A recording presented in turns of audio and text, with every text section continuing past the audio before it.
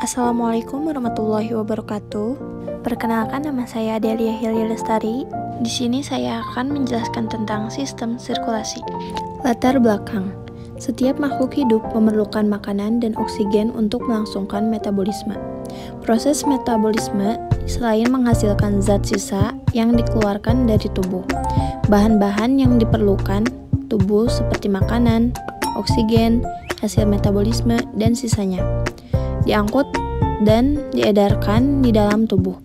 Hasil pencernaan makanan dan oksigen diangkut dan diedarkan oleh darah ke seluruh jaringan tubuh, sementara sisa-sisa metabolisme diangkut oleh darah dari seluruh jaringan tubuh menuju organ-organ pembuangan. Di dalam tubuh makhluk hidup, darah mengalir ke seluruh bagian-bagian atau organ-organ tubuh secara terus-menerus untuk menjamin suplai oksigen dan zat-zat nutrien lainnya, agar organ-organ dapat berfungsi dengan baik. Aliran darah ke seluruh tubuh dapat berjalan berkat adanya pemompa utama yaitu jantung dan sistem pembuluh darah sebagai alat pengalir atau distribusi. Waryanto 2011.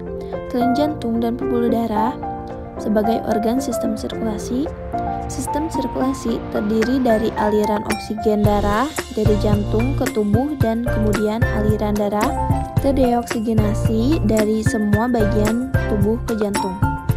Sistem sirkulasi pada manusia. Sistem sirkulasi terdiri dari sistem peredaran darah dan sistem limfatik. Sistem peredaran darah atau sistem kardiovaskular.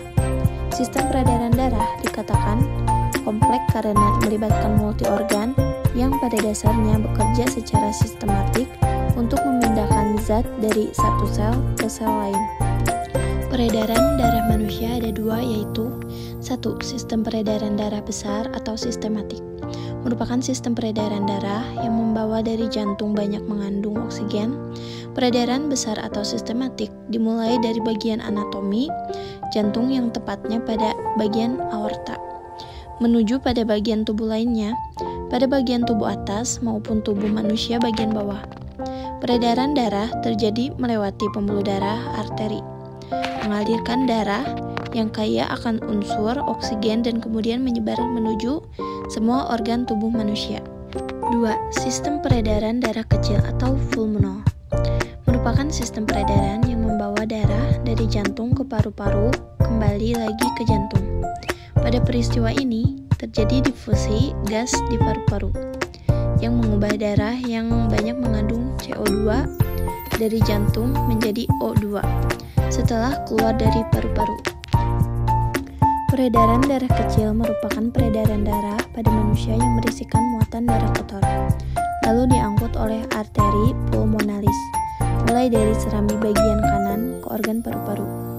Proses peredaran darah dipengaruhi juga oleh kecepatan darah, luas penampang pembuluh darah, tekanan darah, dan kerja otot yang terdapat pada jantung dan pembuluh darah. Sistem peredaran manusia disebut sistem peredaran ganda dan tertutup.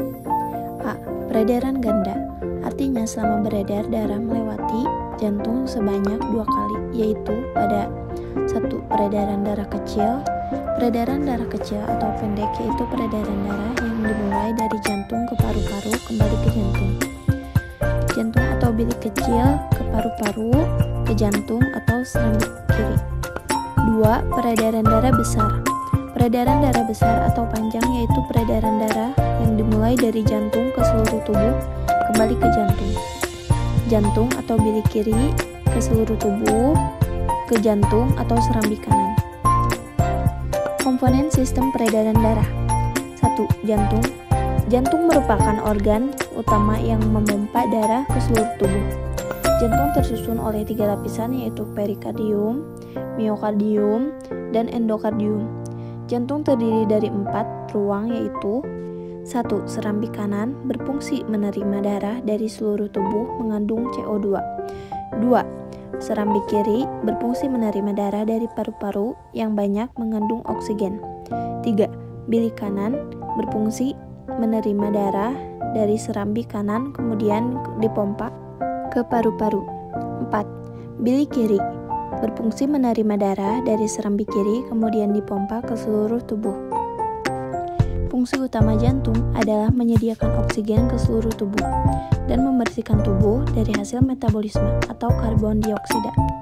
Jantung melaksanakan fungsi tersebut dengan mengumpulkan darah yang kekurangan oksigen dari seluruh tubuh dan memompanya ke dalam paru-paru, di mana darah akan mengambil oksigen dan membuang karbon dioksida.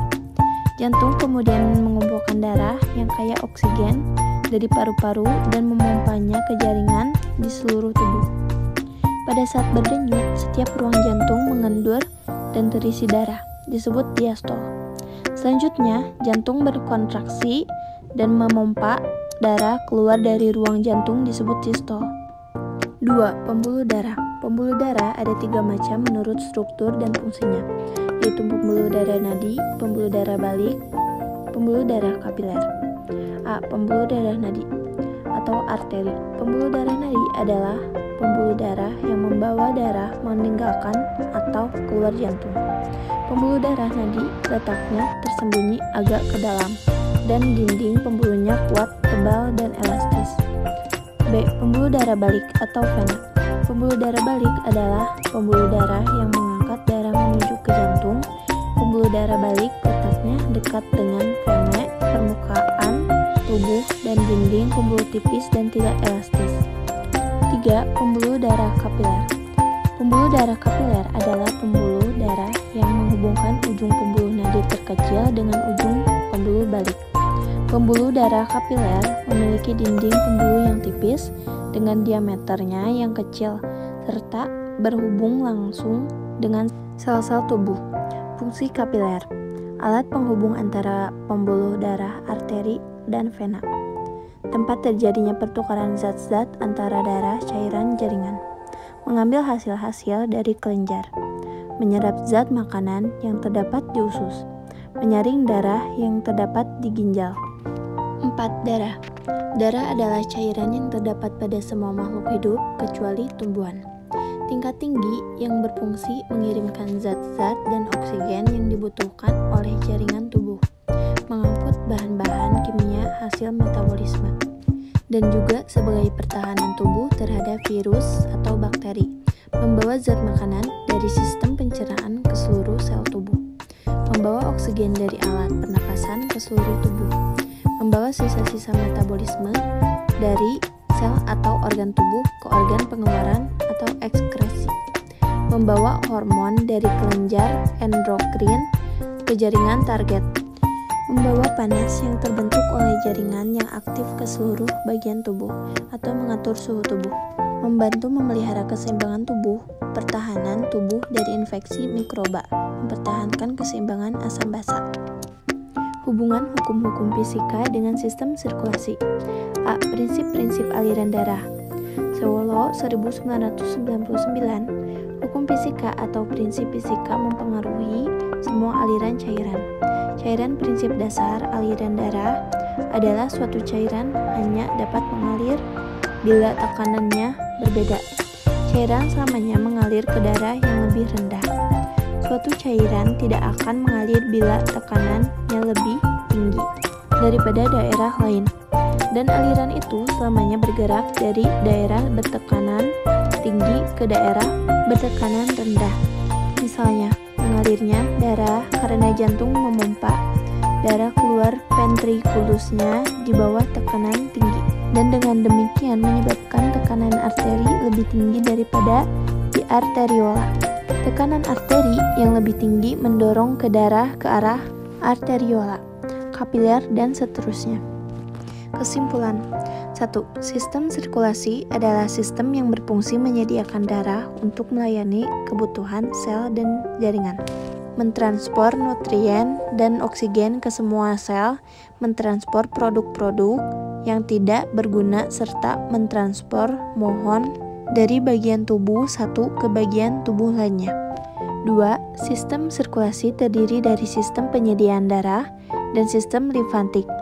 Sistem peredaran darah sendiri terdiri dari sistem peredaran darah besar dan sistem peredaran kecil. 3. Komponen peredaran darah terdiri dari jantung yang berfungsi sebagai pemompa, pembuluh darah sebagai pengangkut, dan darah sebagai medianya.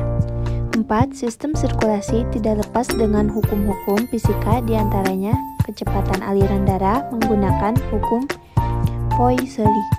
5. Gangguan pada sistem sirkulasi terdiri dari anemia, thalassemia, hemili, leukemia, hipertensi, koronariasis, dan hemoroid.